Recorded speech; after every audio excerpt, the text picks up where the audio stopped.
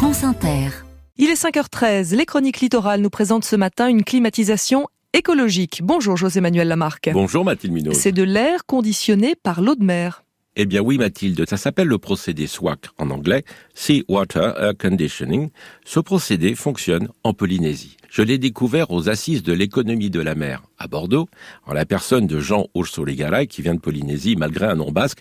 Jean Ursurigaray est un des cofondateurs de la société Airaro qui produit SWAC. Mais Jean Airaro, c'est d'abord la déesse de la mer en Polynésie. Tout à fait. C'est une déesse du panthéon polynésien qui a sauvé le peuple polynésien originel. On s'en est inspiré pour nommer notre société. On est basé en Polynésie depuis une vingtaine d'années. Airaro existe depuis 2012. Nous sommes totalement orientés vers l'exploitation du gradient de température océanique. Oh là là, qu'est-ce que ça veut dire ça, le gradient de température océanique? C'est la différence de température entre l'eau froide des profondeurs, on parle là d'eau très profonde, vers 900 mètres de fond, on va la trouver à 4 degrés, et l'eau chaude de surface qui en Polynésie va être entre 27 et 30 degrés en fonction du mois de l'année. Cette différence de température représente un potentiel d'énergie qui peut être soit utilisé pour fournir le froid nécessaire à la climatisation, c'est le SWAC, soit produire de l'électricité, et c'est l'énergie thermique des mers, et c'est notre prochain défi. Alors attendez, Jean Ursurigaray, vous allez nous expliquer. On va chercher de l'eau à 900 mètres de profondeur, elle est froide, et après que se passe-t-il une fois que vous la pompez, qu'elle arrive froide? L'eau de mer est pompée à 4 degrés et elle est rejetée à 12 degrés. Elle est au contact au travers d'un échangeur à plaques avec de l'eau douce qui, elle, était à 12 degrés et redescend à 5 degrés. Et donc on ne fait que transférer le froid des eaux abyssales océaniques à l'eau douce qui sert à la climatisation. Mais il n'y a pas de dessalement d'eau, il n'y a pas de transfert de l'eau de mer vers l'eau douce. Ça n'est juste que du transfert des frigories, du froid contenu dans l'eau de mer qui est transféré à l'eau douce. Cette eau douce sert directement à distribuer le froid nécessaire à la climatisation chez le client, un hôtel ou un hôpital. Vous gardez le froid au froid. Tout à fait. C'est-à-dire que votre eau de mer qui va être rejetée restera de l'eau de mer. Tout à fait. On rejette de l'eau de mer dans l'eau de mer, donc on est assez confiant sur l'impact qu'on peut avoir sur le milieu. Il est uniquement positif. Donc vous avez besoin plus d'eau de mer que d'eau douce. Tout à fait. Sur le SWAC de l'hôpital, on pompe 300 litres seconde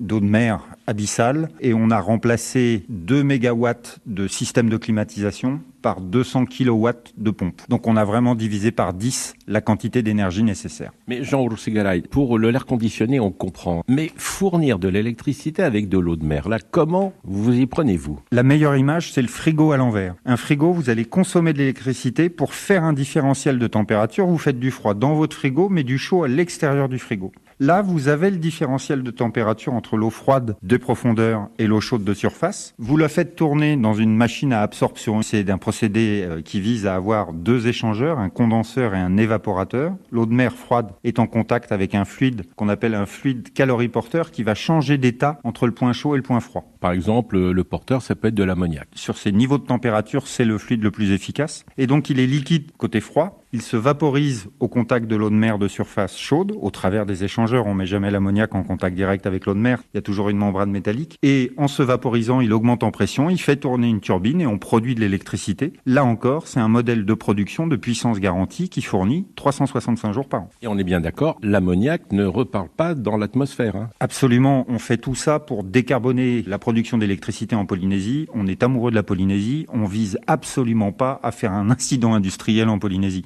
Et que ce soit pour l'air conditionné, que ce soit pour la production d'électricité, votre procédé, bien, on peut tout simplement l'appliquer au territoire ultramarin. Tout à fait. C'est reproductible sur l'ensemble de la zone Caraïbe, c'est reproductible sur les Mascareignes et qui doivent être décarbonés dans les décennies qui viennent. Merci à vous, Jean Ursurigaray.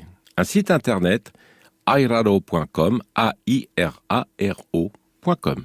À demain, Mathilde Munoz. Une bonne journée, José-Manuel Lamarque.